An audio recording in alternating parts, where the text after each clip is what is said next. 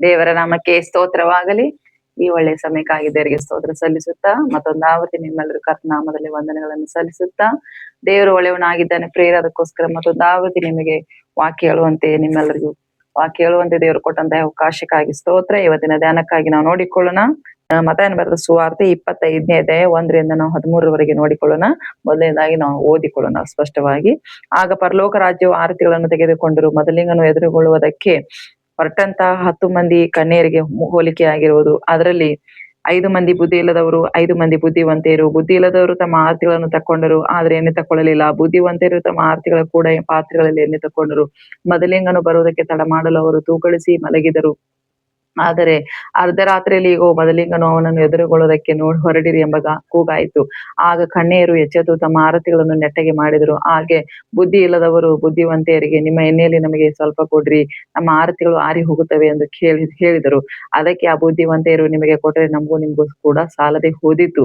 ನೀವು ಮಾರುವವರ ಬಳಿಗೆ ಹೋಗಿ ಕೊಂಡುಕೊಂಡರೆ ಒಳ್ಳೆಯದು ಅಂದರು. ಅವರು ಕೊಂಡುಕೊಳ್ಳಲಿಕ್ಕೆ ಹೋದಾಗ ಮೊದಲಿಂಗನು ಬಂದನು. ಸಿದ್ಧವಾಗಿದ್ದವರು ಅವನ ಸಂಗಡ ಮದುವೆ ಮನೆಯೊಳಕ್ಕೆ ಹೋದರು. ಬಾಗಿಲು ಮುಚ್ಚಲಾಯಿತು. ತರುವಾಯ ಉಳಿದ ಕನ್ಯೆಯರು ಸಹ ಬಂದು, ಸ್ವಾಮಿ ಸ್ವಾಮಿ, ನಮಗೆ ತೆರೆಯಿರಿ ಅಂದರು. ಆತನು, ನಿಮ್ಮನ್ನು ನಾನು ಅರಿಯೆನೆಂದು ನಿಮಗೆ ಸತ್ಯವಾಗಿ ಹೇಳುತ್ತೇನೆ ಅಂದನು. ಆದ ಕಾರಣ ಆ ದಿನವಾದರೂ ಗಳಿಗೆಯಾದರೂ ನಿಮಗೆ ಗೊತ್ತಿಲ್ಲವಾದ್ರಿಂದ ಎಚ್ಚರವಾಗಿರಿ. ದೇವರ ನಾಮಕ್ಕೆ ಸ್ತೋತ್ರವಾಗಲಿ. ಇದು ಪರಲೋಕ ರಾಜ್ಯದ ವಿಷಯವಾದ ಒಂದು ಸಾಮ್ಯವಾಗಿದೆ ಪ್ರಿಯರೇ.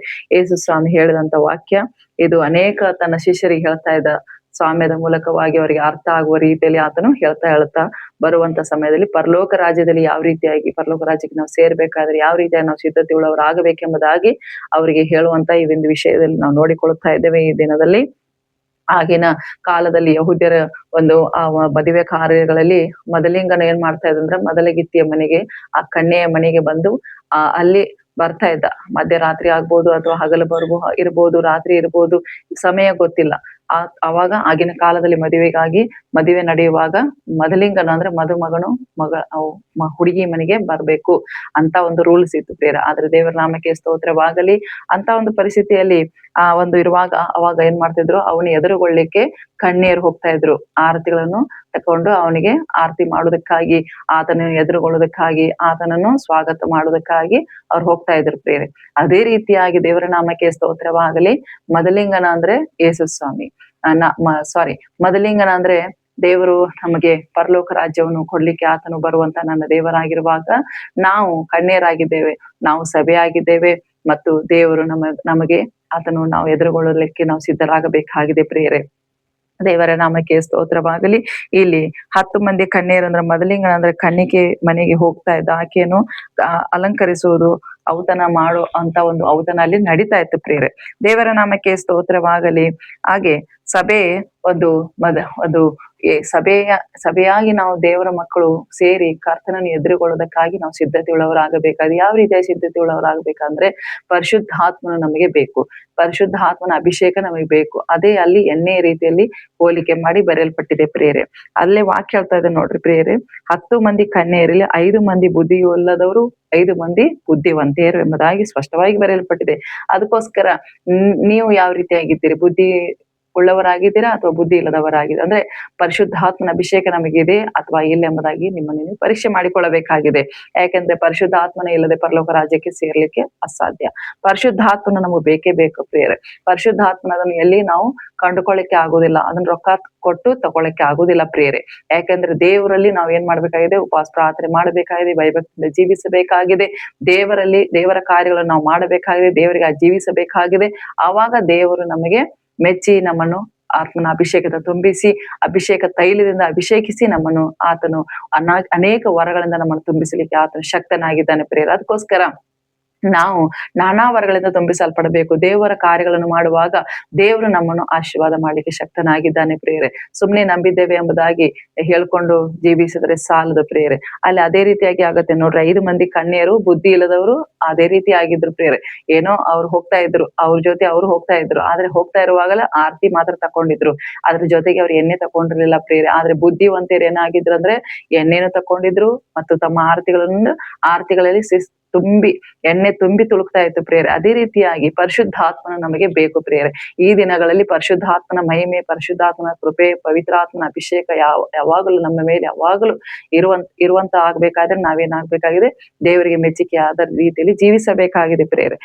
ನಮ್ಮಲ್ಲಿ ಅಭಿಷೇಕ, ಒಂದು ಪವಿತ್ರಾತ್ಮನ ಶಕ್ತಿ, ಮಹಿಮೆ ಇಲ್ಲದೆ ಹೋದ್ರೆ ನಮ್ಮಿಂದ ಏನು ಮಾಡ್ಲಿಕ್ಕೆ ಸಾಧ್ಯ ಇಲ್ಲ ಪ್ರಿಯರೇ. ಯಾಕೆಂದ್ರೆ ದೇವರ ಕಾರ್ಯಗಳನ್ನು ಮಾಡ್ಲಿಕ್ಕೆ ನಮ್ಗೆ ಅಸಾಧ್ಯ. ಯಾಕೆಂದ್ರೆ ಅದು ಭಯ ಇಲ್ಲ, ಭಕ್ತಿ ಇಲ್ಲ, ಈ ಲೋಕದ ಪಾಪದಲ್ಲಿ, ಈ ಲೋಕದ ಜೀವಿತದಲ್ಲಿ ನಾವು ಜೀವಿಸುವುದಾದ್ರೆ ದೇವರು ನಮ್ಮನ್ನು ಬುದ್ಧಿಹೀನರನ್ನಾಗಿ ನಾವು ಆ ಒಂದು ಹೋಲಿಕೆಗೆ ಅದು ಅಲ್ಲಿ ಸಮ ಆಗ್ತದೆ ಪ್ರಿಯರೇ. ಅದಕ್ಕೋಸ್ಕರ ನಾವು ಬುದ್ಧಿವಂತರಾಗಿರಬೇಕಾಗಿದೆ. ಬುದ್ಧಿಹೀನರಾಗಿ ಹೋಗದೆ ಬುದ್ಧಿವಂತರಾಗಿ ನಾವು ಜೀವಿಸಬೇಕಾಗಿದೆ ಪ್ರಿಯರೇ.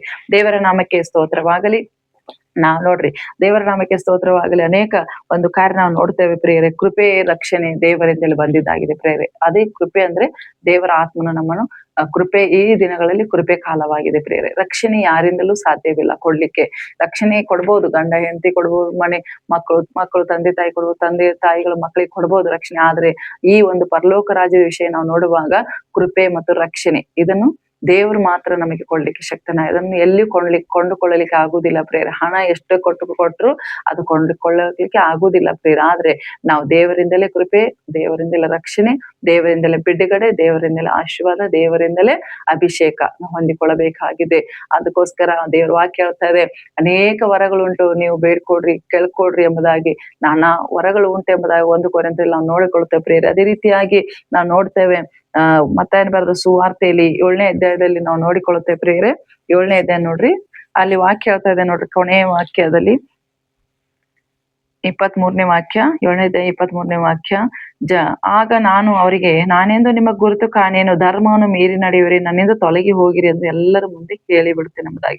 ದೇವರ ನಾಮಕ್ಕೆ ಸ್ತೋತ್ರವಾಗಲಿ. ಅದೇ ರೀತಿಯಲ್ಲಿ ವಾಕ್ಯ ಸಾಲ ನಾವು ನೋಡ್ತಾ ಇದ್ದೇವೆ. ಕೊನೆ 11ನೇ ವಾಕ್ಯದಲ್ಲಿ, ಸ್ವಾಮಿ ಸ್ವಾಮಿ ನಮಗೆ ತೆರೆಯಿರಿ ನಾವು ನಿಮ್ಮ ಅಂತ ಹೇಳುವಾಗ ಬಾಗಿಲು ತೆರಿ ಎಂಬುದಾಗಿ ಏನ್ ಮಾಡ್ತಾರ ಅವ್ರು, ಬುದ್ಧಿಹೀನರು ಆಮೇಲೆ ಬಂದು ಹೇಳುವಾಗ ಅಲ್ಲಿ ಹೇಳ್ತದ, ಯೇಸು ಸ್ವಾಮಿ ಹೇಳ್ತಾನ, ನಿಮ್ಮನ್ನು ನಾನು ಅರಿಯನೆಂದು ನಿಮಗೆ ಸತ್ಯವಾಗಿ ಹೇಳುತ್ತೇನೆ ಅಂದನು. ದೇವರ ನಾಮಕ್ಕೆ ಸ್ತೋತ್ರವಾಗಲಿ. ಅದಕ್ಕೋಸ್ಕರ ಈ ದಿನ ದೇವರು ಕರಿತಾ ಇದ್ದಾನೆ, ಕೈ ಚಾಚಿ ಕರಿತಾ ಇದ್ದಾನೆ. ಇದು ಕೃಪೆಯ ಕಾಲವಾಗಿದೆ ಪ್ರಿಯರೇ. ಅದಕ್ಕೋಸ್ಕರ ನಾವು ಏನ್ ಮಾಡ್ಬೇಕಾಗಿದೆ, ಬುದ್ಧಿವಂತರಾಗಿ ದೇವರ ಕಾರ್ಯಗಳನ್ನು ಮಾಡಬೇಕಾಗಿದೆ. ಧರ್ಮವನ್ನು ನಾವು ಅನುಸರಿಸಿ ನಡಿಬೇಕಾಗಿದೆ, ದೇವರ ಕಾರ್ಯಗಳನ್ನು ಅನುಸರಿಸಿ ನಡಿಬೇಕಾಗಿದೆ, ದೇವರ ವಾಕ್ಯಗಳನ್ನು ಅನುಸರಿಸಿ ನಡಿಬೇಕಾಗಿದೆ ಪ್ರಿಯರೇ. ಆದ್ರೆ ಅನೇಕರು ಎಲ್ಲ ಒಂದು ರೆಡಿಮೇಡ್ ಬೇಕಾಗಿದೆ ಈ ದಿನಗಳಲ್ಲಿ. ಎಲ್ಲ ರೆಡಿಮೇಡ್ ಅಂದ್ರೆ ಬೇಗನೆ ಉತ್ತರ ಬರಬೇಕು, ಬೇಗನೆ ಎಲ್ಲ ಕೆಲಸ ಕಾರ್ಯ ಆಗ್ಬೇಕು. ಆ ರೀತಿಯಾಗಿ ದೇವರು ಹಿಂಬಾಲಿಸುವಂತವ್ರು ಇದ್ದಾರೆ. ಅಂತವ್ರು ಅದು ಬುದ್ಧಿಹೀನರಿಗೆ ಹೋಲಿಕೆ ಆಗಿದೆ ಪ್ರಿಯರೇ. ಯಾಕೆಂದ್ರೆ ದೇವರ ನಾಮಕ್ಕೆ ಸ್ತೋತ್ರವಾಗಲಿ. ನಾವು ದೇವರಲ್ಲಿ ಕಾದುಕೊಂಡು ಉಪವಾಸ ಇದ್ದುಕೊಂಡು ದೇವರಿಗಾಗಿ ಓಡಾಡಿ ಪ್ರಾರ್ಥನೆ ಮಾಡಿ ದೇವರ ಕಾರ್ಯಗಳನ್ನು ಮಾಡುತ್ತಾ ದೇವರಿಗಾಗಿ ಜೀವಿಸುತ್ತಾ ತಾಳ್ಮೆಯುಳ್ಳವರಾಗಿ ರಕ್ಷಣೆ ಮಾರ್ಗದಲ್ಲಿ ದೇವರ ಕಾರ್ಯಗಳಲ್ಲಿ ನಾವು ನಿರಂತರಾಗಿ ಜೀವಿಸುವಾಗ ದೇವರು ನಮಗೋಸ್ಕರ ಆತನ ಏನ್ ಮಾಡ್ತಾನೆ ಅಂದ್ರೆ ಪರಲೋಕದ ಬಾಗಿಲನ್ನು ತೆರೆದು ಇಡುವಂತವನಾಗಿದ್ದಾನೆ ಪ್ರಿಯರೇ. ಮುಚ್ಚುವಂತ ನನ್ನ ದೇವರಲ್ಲ. ಯಾಕೆಂದ್ರೆ ದೇವರ ವಾಕ್ಯೆಲ್ಲ ನೋಡ್ತೇವೆ, ದೇವರು ಮುಚ್ಚಿದರೆ ಯಾರು ತೆರೆಯಲಿಕ್ಕೂ ಸಾಧ್ಯವಿಲ್ಲ, ಆತನು ತೆರೆದರೆ ಯಾರು ಮುಚ್ಚಲಿಕ್ಕೂ ಸಾಧ್ಯವಿಲ್ಲ ಎಂಬುದಾಗಿ. ದೇವರ ನಾಮಕ್ಕೆ ಸ್ತೋತ್ರ. ಅದಕ್ಕೋಸ್ಕರ ನಾವು ದೇವರು ನಮಗೆ ತೆರೆದಿಟ್ಟಿದ್ದಾನೆ ಪ್ರೇರ. ಆದ್ರೆ ನಾವು ಈ ದಿನಗಳಲ್ಲಿ ಕೊನೆಗಾಲ ಬಂದಿದ್ದೇವೆ ಪ್ರೇರ. ಯಾಕಂದ್ರೆ ದೇವರ ಬರಣ ಹತ್ರವಾಗಿದೆ. ಅನೇಕರು ಉಣ್ಣುತ್ತಾ ಕುಡಿಯುತ್ತಾ ಮಜಾ ಮಾಡುತ್ತಾ ಅನೇಕ ರೀತಿಯಾದ ಕಾರ್ಯಗಳನ್ನು ಈ ದಿನಗಳಲ್ಲಿ ಮಾಡ್ತಾ ಇದ್ದಾರೆ ಈ ಒಂದು ದಿನಗಳಲ್ಲಿ. ಆದ್ರೆ ದೇವರ ವಾಕ್ಯ ಹೇಳ್ತಾ ಇದೆ, ನೀವೇನ್ ಮಾಡ್ರಿ, ಎಚ್ಚರವಾಗಿರಿ. ಆ ದಿನ ಯಾವಾಗ ಬರ್ತದೆ, ಯೇಸು ಸ್ವಾಮಿ ಬರ್ತಾನೆ ಎಂಬುದಾಗಿ ಗೊತ್ತಿಲ್ಲ ಪ್ರಿಯರೇ. ಅದಕ್ಕೋಸ್ಕರ ನಾವ್ ಏನಾಗ್ಬೇಕಾದ್ರೆ ಎಚ್ಚರವಾಗಿರ್ಬೇಕು. ನೋಡ್ರಿ, ಈಗ ಕಳ್ಳನು ಬರ್ತಾನೆ ಎಂಬುದಾಗಿ ಯಾರಿಗಾದ್ರೂ ಮನೆಯವರಿಗೆ ಗೊತ್ತಾದ್ರೆ ಏನ್ ಮಾಡ್ತಾರ, ಎಲ್ರು ಏನ್ ಮಾಡ್ತಾರ, ಸೆಕ್ಯೂರಿಟಿ ಇಡ್ತಾರ, ಪೊಲೀಸ್ ಒಂದು ಸೆಕ್ಯೂರಿಟಿ ಇಡ್ತಾರ. ಮತ್ತ ಅವರು ಎಚ್ಚರವಾಗಿರ್ತಾರ. ಹಾಗೆ ಎಲ್ಲ ಒಂದು ಮನೆಯ ಕಾವಲಲ್ಲಿ ಇಟ್ಟುಕೊಂಡು ಒಳಗಡೆ ಅವರು ಎಚ್ಚರವಾಗಿರ್ತಾರೆ. ಅದೇ ರೀತಿಯಾಗಿ ನಾವು ದೇವರ ನಾಮಕ್ಕೆ ಸ್ತೋತ್ರವಾಗಲಿ. ಕಳ್ಳನು ಬರ್ತಾನೆ, ನಮ್ಮ ಎಲ್ಲ ಒಂದು ನಮ್ಮ ಮನೆಯಲ್ಲಿರುವಂತ ಎಲ್ಲವನ್ನು ಕದ್ಕೊಂಡು ಹೋಗ್ತಾನೆ ಎಂಬುದಾಗಿ ಅವ್ರೇನ್ ಮಾಡ್ತಾರ, ಎಲ್ಲ ಒಂದು ರಕ್ಷಣೆಯಲ್ಲಿ ಇರ್ತಾರೆ. ಆದ್ರೆ ಕಳ್ಳನು ಬರ್ತೇನೆ ಎಂಬುದಾಗಿ ಯಾರಿಗೆ ಹೇಳುದಿಲ್ಲ ಪ್ರೇರೆ. ಯಾಕೆಂದ್ರೆ ಹೇಳಿದ್ರೆ ಏನ್ ಮಾಡ್ತಾರೆ, ಎಲ್ರು ಕಾವಲಲ್ಲಿ ಇರ್ತಾರ ಮತ್ತೆ ಎಚ್ಚರವಾಗಿರ್ತಾರೆ ಎಂಬುದಾಗಿ. ಅದಕ್ಕೋಸ್ಕರ ಅದೇ ರೀತಿಯಾಗಿ ಕಳ್ಳನು ಯಾವ ರೀತಿಯಾಗಿ ಬರುವುದು ಗೊತ್ತಿಲ್ಲಲ್ಲ, ಅದೇ ರೀತಿಯಾಗಿ ನಮ್ಮ ಯೇಸು ಸ್ವಾಮಿ ಬರುವಂತವನಾಗಿದ್ದಾನೆ. ಯಾಕಂದ್ರೆ ನಮ್ಮ ದೇವರು ಪರಿಶುದ್ಧನಾದ ದೇವರು.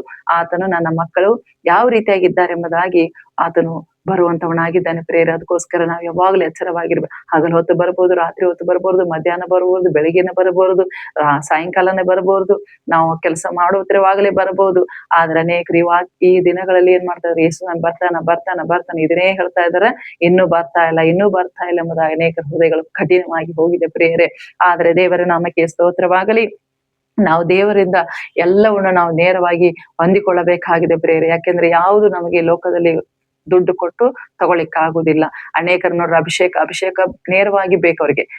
ತಲೆ ಮೇಲೆ ಕೈ ಇಟ್ರೆ ಅಭಿಷೇಕ ಆಗ್ತದೆ ಅಂತ ಹೇಳಿದ್ರೆ, ಯಾರಾದ್ರೂ ಹೇಳಿದ್ರೆ ಏನ್ ಮಾಡ್ತಾರ, ಅಲ್ಲಿ ಹೋಗಿ ಅಭಿಷೇಕ ಮಾಡಿಕೊಂಡು ಬರ್ತಾರೆ. ಅದು ಒಳ್ಳೇದೇ. ಆದ್ರೆ ದೇವರ ನಾಮಕ್ಕೆ ಸ್ತೋತ್ರ. ನಾವು ದೇವರ ಸನ್ನಿಧಾನದಲ್ಲಿ ಮೊಣಕಾಲಾಕಿ ಉಪವಾಸ ಇಟ್ಟು ಗೋಳಾಡಿ ಕಣ್ಣೀರಿಟ್ಟು ಪ್ರಾರ್ಥನೆ ಮಾಡಿ, ದೇವರೇ ನನಗೆ ಅಭಿಷೇಕ ಮಾಡು, ಈ ವರ ಕೊಡು, ಇದನ್ ಮಾಡು, ಈ ರೀತಿಯಾಗಿ ಮಾಡಿ ಎಂಬುದ ದೇವರ ನಾವು ಕೇಳುವಾಗ ದೇವರ ಕಾರ್ಯಗಳನ್ನು ನಮ್ಮ ಜೀವಿತದಲ್ಲಿ ಮಾಡುವಲಿಕ್ಕೆ ಶಕ್ತನಾಗಿದ್ದಾನೆ ಪ್ರೇರೆ. ಅದಕ್ಕೋಸ್ಕರ ವಾಕ್ಯ ಹೇಳ್ತಾ ಇದೆ ನೋಡ್ರಿ, ಬುದ್ಧಿವಂತ ಏನಾಗಿದ್ರು ಅಂದ್ರೆ ಅವರು ಎಣ್ಣೆ ಇಟ್ಕೊಂಡಿದ್ರು, ಎಣ್ಣೆ ಮತ್ತೆ ಹತ್ರನ ಇಟ್ಕೊಂಡಿದ್ರು ಮತ್ತು ದೀಪಗಳನ್ನು ತುಂಬಿಸಿಕೊಂಡಿದ್ರು ಪ್ರೇರೆ. ಅದೇ ರೀತಿಯಾಗಿ ನಾವು ಯಾವಾಗಲೂ ತುಂಬಿದ ಒಂದು ಪಾತ್ರೆ ಆಗಿರ್ಬೇಕು ಪ್ರೇರೆ. ಖಾಲಿಯಾದ ಪಾತ್ರೆಯಾಗಿ ನಾವು ಇರಬಾರದು ಪ್ರೇರೆ. ದೇವರ ನಾಮಕ್ಕೆ ಸ್ತೋತ್ರವಾಗಲಿ. ಅದನ್ನೇ ನಮ್ಮಿಂದ ದೇವರು ಬಯಸುವಂತವನಾಗಿದ್ದಾನೆ. ಈ ದಿನಗಳಲ್ಲಿ ಅನೇಕರು ಒಂದು ಪವಿತ್ರಾತ್ಮ ಬೇಡ, ಏನು ಬೇಡ, ಸುಮ್ನೆ ಒಂದು ಜಸ್ಟ್ ಸಭೆಗೆ ಹೋಗ್ಬೇಕು, ಆರಾಧನೆ ಮಾಡ್ಬೇಕು, ಬರ್ಬೇಕು, ಆಯ್ತು ತಮ್ಮ ಕೆಲಸ. ಮತ್ತೆ ವಾರಕ್ಕೊಮ್ಮೆ ಹೋಗೋರಿದ್ದಾರೆ, 15 ದಿವಸಕ್ಕೊಮ್ಮೆ ಹೋಗೋರಿದ್ದಾರೆ, ತಿಂಗಳಿಗೊಮ್ಮೆ ಹೋಗೋರಿದ್ದಾರೆ, ವರ್ಷಕ್ಕೊಮ್ಮೆ ಹೋಗೋರಿದ್ದಾರೆ. ಹೀಗೆ ಅವ್ರ ಮನಸ್ಸಿಗೆ ತಿಳಿದ ಹಾಗೆ ಹೋಗುವಂತವ್ರು ಇದ್ದಾರೆ. ಆದ್ರೆ ಇಲ್ಲಿ ವಾಕ್ಯ ಹೇಳ್ತಾ ಇದೆ, ನಾವು ಬುದ್ಧಿಹೀನರಾಗಿರಬಾರದು, ಬುದ್ಧಿ ಉಳ್ಳವರಾಗಿರ್ಬೇಕೆಂಬುದಾಗಿ ದೇವರ ವಾಕ್ಯ ನಮಗೆ ಸ್ಪಷ್ಟವಾಗಿ ಹೇಳ್ತಾ ಇದೆ ಪ್ರಿಯರೇ. ಅದಕ್ಕೋಸ್ಕರ ವಾಕ್ಯ ಸಹ ಹೇಳ್ತಾ ಇದೆ ನೋಡ್ರಿ ಇಲ್ಲಿ ವಾಕ್ಯ ಹೇಳ್ತಾ ಇದೆ, ಯೇಸು ಸ್ವಾಮಿ ಬರೋಣವಾಯಿತು, ಕೂಗಾಯಿತು ಎಂಬುದಾಗಿ ಅದನ್ನ ಹೋಲಿಕೆ ಮಾಡಿ ಅಲ್ಲಿ ಯೇಸು ಸ್ವಾಮಿ ಹೇಳ್ತಾ ಇದ್ದಾನೆ ಪ್ರಿಯರೇ. ನೋಡ್ರಿ, ಅರ್ಧ ರಾತ್ರಿಯಲ್ಲಿ ಬಂದ್ಬಿಟ್ಟ. ಅರ್ಧ ರಾತ್ರಿ ಅಂದ್ರೆ ಮಧ್ಯರಾತ್ರಿ 12 ಗಂಟೆ ಮುಂದೆ, 1 ಗಂಟೆ ಮುಂದೆ ಎಲ್ರಿಗೂ ನಿದ್ದೆ ಚೆನ್ನಾಗಿ ಹತ್ತಿರ್ತದೆ ಪ್ರೇರೆ. ಆವಾಗ ಏನಾಗತ್ತೆ ಅಂದ್ರೆ, ಅವಾಗ ಯೇಸು ಸ್ವಾಮಿ ಬರುವಂತ ಒಂದು ಪರಿಸ್ಥಿತಿ ಬರ್ಬೋದು ಪ್ರೇರೆ. ಆವಾಗ ನಾವು ಎಚ್ಚೆತ್ತುಕೊಳ್ಳದೆ ಇದ್ರೆ ಏನು ಪ್ರಯೋಜನ ಇಲ್ಲ. ಎಷ್ಟೇ ನಾವು ಈ ದಿನಗಳಲ್ಲಿ ಪ್ರಾರ್ಥನೆ ಮಾಡಿರ್ಬೋದು, ಅನೇಕ ನಮಗೆ ವರಗಳಿರಬಹುದು, ಏನೇ ಇರಬಹುದು, ಆದ್ರೆ ನಾವು ದೇವರ ಬರುವಾಗ ಎಚ್ಚರವಾಗಿಲ್ಲದಿದ್ದರೆ ಅದು ಎಲ್ಲ ಒಂದು ಅಪ್ರಯೋಜನವಾಗಿದೆ ಪ್ರೇಯರ್, ನಷ್ಟವಾಗಿದೆ ಪ್ರೇಯರ್. ಅದಕ್ಕೋಸ್ಕರ ದೇವರೇ, ಯಾವ ಹೊತ್ತು ಬಂದಾದ್ರೂ ನೀನು ನನ್ನನ್ನು ನಿನ್ನ ರಾಜ್ಯಕ್ಕೆ ಸೇರಿಸಿಕೊ ಎಂಬುದಾಗಿ ನಮ್ಮ ಪ್ರಾರ್ಥನೆ ಆಗಿರಬೇಕು. ರಾತ್ರಿ ನಾವು ಮಲಗುವಾಗಲೂ ದೇವರೇ, ರಾತ್ರಿ ಬರೋದಾದ್ರೆ ನಮ್ಮನ್ನು ನೆನಪು ಮಾಡಿಕೊ, ನಾನು ಎಚ್ಚರವಾಗಿರ್ಬೇಕು. ಅಂದ್ರೆ ಎಚ್ಚರ ಅಂದ್ರೆ ಕಣ್ ತಕೊಂಡು ಮಲಗುದಲ್ಲ, ದೇವರ ಕಾರ್ಯಗಳಲ್ಲಿ ನಾವು ಎಚ್ಚರವಾಗಿದ್ದುಕೊಂಡು ದೇವರಿಗಾಗಿ ನಾವು ಜೀವಿಸುವಾಗ ದೇವರು ನಮ್ಮನ್ನು ಎಚ್ಚರಿಸಿ ತನ್ನ ರಾಜ್ಯಕ್ಕೆ ಸೇರಿಸಿಕೊಳ್ಳುವಂತವನಾಗಿದ್ದಾನೆ ಪ್ರೇಯರೆ. ಆದ್ರೆ ಬುದ್ಧಿ ಹೀನದವರು ಏನಾಗಿದ್ರು, ಅವರು ಮೈಗಳರಾಗಿದ್ರು. ಏನೋ ಒಂದು ಹೋಗ್ಬೇಕು, ಕನ್ಯೆಯರ ಜೋಡಿ ಅವರು 5 ಮಂದಿ ಕನ್ಯೆಯರು ಹೋಗಿದ್ರು ಪ್ರೇರೆ. ಅವ್ರು ಏನ್ ಮಾಡಿದ್ರು, ಬುದ್ಧಿ ಇಲ್ಲದವರು, ಅವರು ಸುಮ್ನೆ ಅವ್ರ ಜೋಡಿ ಹೆಸರಿಗಾಗಿ ಹೋಗಿದ್ರು. ದೇವರ ನಾಮಕ್ಕೆ ಸ್ತೋತ್ರವಾಗಲಿ. ಅಲ್ಲಿ ಏನು ಯಾವುದೋ ಅವ್ರ ಕಾರ್ಯ ಆಗಲಿಲ್ಲ ಪ್ರೇರೆ. ಅವ್ರು ಏನ್ ಮಾಡಿದ್ರು ಅಂದ್ರೆ, ಮತ್ತೆ ಅವರು ಬುದ್ಧಿವಂತೆಯವರ ಕಡೆ ಹೋಗಿ ಕೇಳಿದ್ರೆ, ಎಣ್ಣೆ ಕೊಡ್ರಿ ಅನ್ನೋ, ಇಲ್ಲ ನಮಗೂ ಎಣ್ಣೆ ಸಾಲಾಗಿಲ್ಲ, ನೀವು ಮಾರುವವರ ಬಳಿಗೆ ಹೋಗ್ರಿ, ಅಂಗಡಿಗೆ ಹೋಗಿ ತಗೊಂಡ್ ಬರ್ರಿ ಎಂಬುದಾಗಿ ಹೇಳುವಾಗ ಅವ್ರು ಹೋಗ್ತಾರ. ಅಲ್ಲಿ ಅಂಗಡಿ ಎಲ್ಲ ಮುಚ್ಚಿರ್ತದೆ ಪ್ರೇರ. ಅದೇ ರೀತಿಯಾಗಿ ದೇವರ ನಾಮಕ್ಕೆ ಸ್ತೋತ್ರವಾಗಲಿ. ಅವರು ತಿರುಗಾಡಿದ್ರು, ಆ ಕಡೆ ಈ ಕಡೆ ಹೋಗುದ್ರೊಳಗಾಗಿ ಈ ದೇವರು ಬಂದು ಹೋಗ್ಬಿಡ್ತಾನೆ, ಮೊದಲಿಂಗನು ಬಂದು ಹೋಗ್ಬಿಡ್ತಾನೆ.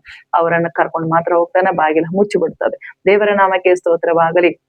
ಅದೇ ರೀತಿಯಾಗಿ ನಾವು ದೇವರ ವಾಕ್ಯದಲ್ಲಿ, ದೇವರ ಕಾರ್ಯಗಳಲ್ಲಿ ನಿರತರಾಗುವಾಗ ದೇವರು ನಮ್ಮನ್ನು ಅದ್ಭುತವಾಗಿ ಅತಿಶಯಕರವಾಗಿ ನಡೆಸಲಿಕ್ಕೆ ಶಕ್ತನಾಗಿದ್ದಾನೆ ಪ್ರೇರೆ. ನಾವು ಬುದ್ಧಿಹೀನರಾಗಿರಬಾರದು, ಬುದ್ಧಿ ಉಳ್ಳವರಾಗಿರ್ಬೇಕೆಂಬುದಾಗಿ ದೇವರು ನಮ್ಮನ್ನು ಬಯಸುವಂತವನಾಗಿದ್ದಾನೆ ಪ್ರೇರೆ. ಅದಕ್ಕೋಸ್ಕರ ದೇವರ ವಾಕ್ಯ ತಿಳಿಯುವ ರೀತಿಯಲ್ಲಿ ಕಥೆ ಮೂಲಕವಾಗಿ ತನ್ನ ಶಿಷ್ಯರಿಗೆ ಹೇಳ್ತಾ ಇದ್ದ ಪ್ರೇರೆ. ದೇವರ ನಾಮಕ್ಕೆ ಸ್ತೋತ್ರವಾಗಲಿ. ಸ್ವಾಮಿ ಸ್ವಾಮಿ ನಮಗೆ ತೆರೆಯಿರಿ ಅಂದರು. ಆದ್ರೆ ಆತನು, ನಾನ್ ನಿಮ್ಮನ್ನ ಅರಿಯೇನು, ನೀವು ಯಾರು ನನ್ಗೆ ಗೊತ್ತಿಲ್ಲ ಎಂಬುದಾಗಿ ಹೇಳುವಾಗ ಎಷ್ಟೊಂದು ದುಃಖ ಆಗತ್ತಲ್ಲ ಪ್ರೇರೆ. ದೇವರ ನಾಮಕ್ಕೆ ಸ್ತೋತ್ರ. ನಾವ್ ಎಷ್ಟೋ ಸಭೆಗೆ ಹೋಗ್ಬೋದು, ದೇವರನ್ನ ಆರಾಧಿಸಬಹುದು.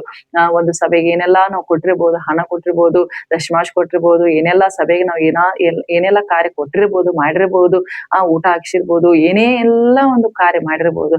ಆದ್ರೆ ದೇವರು ಬರುವಾಗ ನಾನ್ ನಿನ್ನ ಅರಿಯೆನೆಂಬುದಾಗಿ ಹೇಳುವಾಗ ಎಷ್ಟೊಂದು ಮನಸ್ಸಿಗೆ ನೋವು ಆಗುತ್ತಲ್ಲ, ದುಃಖ ಆಗುತ್ತಲ್ಲ ಪ್ರಿಯ. ಆ ದುಃಖ ನಮ್ಗೆ ಆಗ್ಬಾರ್ದಂದ್ರೆ ನಾವೇನ್ ಮಾಡ್ಬೇಕಾಗಿದೆ, ದೇವರ ಕಾರ್ಯಗಳನ್ನು ಮಾಡುತ್ತಾ, ದೇವರ ಜೀವಿಸುತ್ತಾ, ಯೋಗ್ಯವಾಗಿ ಧರ್ಮವನ್ನು ನಾವು ಅನುಸರಿಸಿ ನಡಿಬೇಕು.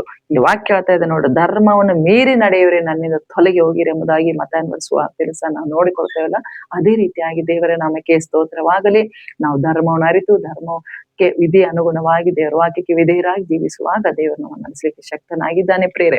ದೇವರ ನಾಮಕ್ಕೆ ಸ್ತೋತ್ರವಾಗಲಿ. ಅದಕ್ಕೋಸ್ಕರ ನಾವು ಎಣ್ಣೆ ಅಂದ್ರೆ ಅದು ಒಂದು ಆತ್ಮನ ಒಂದು ಅಭಿಷೇಕ, ಪವಿತ್ರ ಆತ್ಮನ ಅಭಿಷೇಕವಾಗಿದೆ ಪ್ರೇರ. ಅದಕ್ಕೋಸ್ಕರ ನಮ್ಮಲ್ಲಿ ತಲೆ ಮೇಲೆ ಎಣ್ಣೆ ಯಾವಾಗಲೂ ಇರಬೇಕು, ನಮ್ಮ ಹೃದಯದಲ್ಲಿ ಅಭಿಷೇಕ ಯಾವಾಗಲೂ ಇರಬೇಕೆಂಬುದಾಗಿ ದೇವರು ನಮ್ಮಿಂದ ಬಯಸುವಂತನಾಗಿದ್ದಾನೆ ಪ್ರೇರ. ಅದು ಎಲ್ಲಿಯೂ ಸಿಗುವಂತದ್ದಲ್ಲ, ಪೇಟೆಯಲ್ಲಿ ಸಿಗುವಂತದ್ದಲ್ಲ, ಎಲ್ಲಿಯೂ ಸಿಗುವಂತದ್ದಲ್ಲ. ಯಾರೇ ಕೊಡ್ತಾರೆ ಅಂದ್ರು ಅದು ಸಿಗುವಂತದ್ದಲ್ಲ ಪ್ರೇರ. ಅದಕ್ಕೋಸ್ಕರ ದೇವರು ವಾಕ್ಯ ಹೇಳ್ತಾ ಇದೆ, ದೇವರು ನಾವೇನ್ ಮಾಡ್ಬೇಕಾಗಿದೆ, ದೇವರಲ್ಲೇ ಕಂಡುಕೊಳ್ಳೋದನ್ನು ಹೊಂದಿಕೊಳ್ಳಬೇಕಾಗಿದೆ ಎಂಬುದಾಗಿ ನಾವು ನೋಡಿಕೊಳ್ಳುತ್ತೇವೆ. 1 ಕೊರಿಂಥದಲ್ಲಿ ಸಹ ನಾವು ನೋಡಿಕೊಳ್ಳುತ್ತೇವೆ, ಅನೇಕ ವರಗಳುಂಟು, ನೀವು ಬೇಡಿಕೊಡ್ರಿ ಅದನ್ನ ಹೊಂದ್ಕೊಡ್ರಿ ಎಂಬುದಾಗಿ ಹೇಳ್ತಾರೆ. ಅದರಲ್ಲಿ ನಾನಾ ವರಗಳುಂಟು, ಆದ್ರೂ ಅದರಲ್ಲಿ ಪ್ರವಾದನೆ ವರ ನೀವೇನ್ ಮಾಡ್ರಿ, ಒಂದು ಬೇಡ್ಕೊಡ್ರಿ, ಪ್ರತ್ಯೇಕವಾಗಿ ಬೇಡ್ಕೊಡ್ರಿ ಎಂಬುದಾಗಿ ದೇವರ ವಾಕ್ಯ ಸ್ಪಷ್ಟವಾಗಿ ಬರೆಯಲ್ಪಟ್ಟೆ. ಅದಕ್ಕೋಸ್ಕರ ನಮಗೆ ಅಭಿಷೇಕ ಬೇಕು, ದೇವರ ಆತ್ಮನ ವರಗಳು ಬೇಕು, ನಾನಾ ವರಗಳು ಉಂಟು, ಅದನ್ನೆಲ್ಲ ಹೊಂದಿಕೊಡ್ರಿ ಎಂಬುದಾಗಿ ದೇವರು ನಮ್ಮಿಂದ ಕೇಳ್ಕೊಳ್ತಾ ಇದ್ದಾನೆ. ಆದ್ರೆ ನಾವು ಏನ್ ಮಾಡ್ತಾ ಇದ್ದೇವೆ, ಬುದ್ಧಿಹೀನರಾಗಿ ನಡೆಯದೆ ಬುದ್ಧಿವಂತರಾಗಿ ನಡಿಬೇಕೆಂಬುದಾಗಿ ದೇವರು ಅದನ್ನೇ ಬಯಸುವಂತವನಾಗಿದ್ದಾನೆ ಪ್ರಿಯರೇ. ಹಲ್ಲೆಲೂಯಾ. ದೇವರ ನಾಮಕ್ಕೆ ಸ್ತೋತ್ರವಲ್ಲ. ಅದಕ್ಕೋಸ್ಕರ ಸಭೆಯಲ್ಲಿ ಎರಡು ವಿಧವಾದ ಜನರು ಇರ್ತಾರೆ ಪ್ರಿಯರೇ. ಅನೇಕರು ಭಯಭಕ್ತಿಯಲ್ಲಿ ಬರುವಂತವ್ರು ಇರ್ತಾರೆ, ಸುಮ್ಮನೆ ಕಾಟಾಚಾರಕ್ಕಾಗಿ ಬರುವಂತವ್ರು ಇರ್ತಾರೆ, ಏನೋ ಸಭೆಗೆ ಹೋಗ್ಬೇಕೆಂಬುದಾಗಿ ಬರುವಂತವ್ರು ಇರ್ತಾರೆ ಪ್ರಿಯರೇ. ಅನೇಕರು ಏನ್ ಮಾಡ್ತಾರೆ, ನಾನು ಇವತ್ತು ಹೋಗ್ಬೇಕು, ಇವತ್ತು ಆರಾಧನೆ ಮಾಡಬೇಕು, ದೇವರಿಂದ ಏನಾದ್ರೂ ಒಂದು ಕಲ್ತ್ಕೊಳ್ಬೇಕು, ದೇವರಿಂದ ಏನಾದ್ರೂ ನಾನು ಹೊಂದಿಕೊಳ್ಬೇಕು, ದೇವರಿಗಾಗಿ ಏನಾದ್ರೂ ನಾನು ಮಾಡ್ಬೇಕೆಂಬುದಾಗಿ ಬರುವಂತವ್ರು ಇದ್ದಾರೆ. ಅನೇಕರು ಏನ್ ಮಾಡ್ತಾರ, ಪಾಸ್ಟ್ರಿಗೆ ಕೇಳ್ತಾರ, ಬರ್ಲಿಲ್ಲ ಅಂದ್ರೆ ಫೋನ್ ಕೇಳ್ತಾರ, ಇಲ್ಲಾದ್ರೆ ನಮಗೆ ಏನೋ ಒಂದು ಅಲ್ಲಿ ಹೋಗ್ಬೇಕು, ಇಲ್ಲಾದ್ರೆ ಏನಾಗತ್ತೆ, ಕೇಳ್ತಾರ, ಅವ್ರು ಕೇಳ್ತಾರ, ಇವ್ರು ಕೇಳ್ತಾರ, ಹಾಗೆ ಮತ್ತೆ ಸುಮ್ನೆ ಹೋಗಿ ಕೂತ್ ಬಂದ್ಬಿಟ್ರೆ ಏನು ಅಡ್ಡಿ ಇರೋದಲ್ಲ, ಯಾರು ಕೇಳೋದಿಲ್ಲ ಎಂಬ ಹೀಗೆ ಕಾಟಾಚಾರಕ್ಕಾಗಿ ಬರೋರಿದ್ದಾರೆ ಸ್ವಾಮಿ. ದೇವರ ನಾಮಕ್ಕೆ ಸ್ತೋತ್ರವಾಗಲಿ.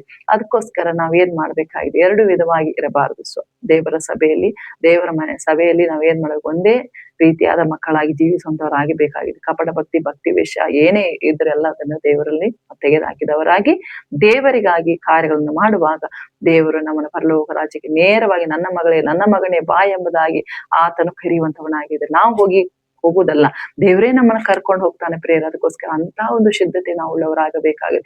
ಅನೇಕರು ನೋಡ್ರಿ, ಏನಾದ್ರೂ ಒಂದು ಸಮಾರಂಭದಲ್ಲಿರುವಾಗ, ಅನೇಕ ಒಂದು ಫಂಕ್ಷನ್ಗಳಿರುವಾಗ ಅನೇಕರು ಬರ್ರಿ ಬರ್ರಿ ಬರ್ರಿ ಎಂಬುದಾಗಿ ಕೂಗಿ ಕರೀತಾರ ಪ್ರೇರೆ. ಆದ್ರೆ ಆ ರೀತಿಯಾಗೆಲ್ಲ ನಮ್ಮ ದೇವರು ಹೇಳ್ತಾನ, ಆ ರೀತಿಯಾಗಿ ನಮ್ಮ ದೇವರು ನಮ್ಮನ್ನು ಕರೆಯುವಂತವನಾಗಿದ್ದಾನೆ. ನಾವು ಸಿದ್ಧತೆ ಉಳ್ಳವರ. ಅನೇಕರು ನೋಡ್ರಿ, ಎಷ್ಟೋ ಜನರು ಸಿದ್ಧರಾಗಿ ನಿಂತಿರುವಾಗ ಗಾಡಿ ಬಂದಿದೆ ಬರ್ರಿ, ಮದುವೆ ಹೋಗೋಣ ಬರ್ರಿ ಎಂಬುದಾಗಿ ಹೇಳ್ತಿರ್ತಾರೆ ನೋಡ್ರಿ ಪ್ರೇರೆ. ಹಳ್ಳಿ ಎಲ್ಲ ಕಡೆ ದೇವರ ನಾಮಕ್ಕೆ ಸ್ತೋತ್ರ. ಅದೇ ರೀತಿಯಾಗಿ ನನ್ನ ದೇವರು ಬರುವಾಗ, ಅನೇಕ ಕೂಗಾಗುವಾಗ ನಾವು ಎಚ್ಚೆತ್ತುಕೊಳ್ಳಬೇಕು. ಯಾವ ರೀತಿಯಾಗಿ ಅವರು ಈ ಲೋಕದ ಜನರು ಸಿದ್ಧರಾಗುವಾಗ, ಅದೇ ರೀತಿಯಾಗಿ ನಾವು ಪರಲೋಕದ ವಿಷಯವಾದ ಎಲ್ಲ ಕಾರ್ಯಗಳನ್ನು ನಾವು ಸಿದ್ಧತೆ ಉಳ್ಳವರಾಗಿ ಕರ್ತನ ಕಾರ್ಯಗಳನ್ನು ಮಾಡುತ್ತಾ ದೇವರಿಗಾಗಿ ನಾವು ಸಿದ್ಧರಾಗಿ ನಿಂತುವಾಗ, ದೇವರು ನಮ್ಮನ್ನ ಕರೆಯುವಾಗ ನಾವು ಓಡಿ ಹೋಗಿ ಆತನ ಎದುರುಗೊಳ್ಳಿಕ್ಕೆ ನಮಗೆ ಧೈರ್ಯ ಉಂಟು ಪ್ರಿಯರೇ. ದೇವರ ಮುಂದೆ ನಾವು ನಿಂತುಕೊಳ್ಳಿಕ್ಕೆ ನಮಗೆ ಧೈರ್ಯ ಉಂಟು ಪ್ರಿಯರೇ. ದೇವರ ನಮಗೆ ಸ್ತೋತ್ರವಾದಕ್ಕೋಸ್ಕರ ನಾವು ಆಗಿದ್ದೇವಾ, ಬುದ್ಧಿ ಇಲ್ಲದವರಾಗಿದ್ದೆ ಎಂಬುದಾಗಿ ನಿಮ್ಮನ್ನು ನೀವು ಪರೀಕ್ಷೆ ಮಾಡಿಕೊಡ್ರಿ. ದೇವರಿಗೆ ವಾಕ್ಯಗಳನ್ನ ಆಶೀರ್ವಾದ ಮಾಡ್ಲಿ, ನಿಮ್ಮನ್ನ ಆಶೀರ್ವಾದ ಮಾಡ್ಲಿ. ಆಮೇನ್.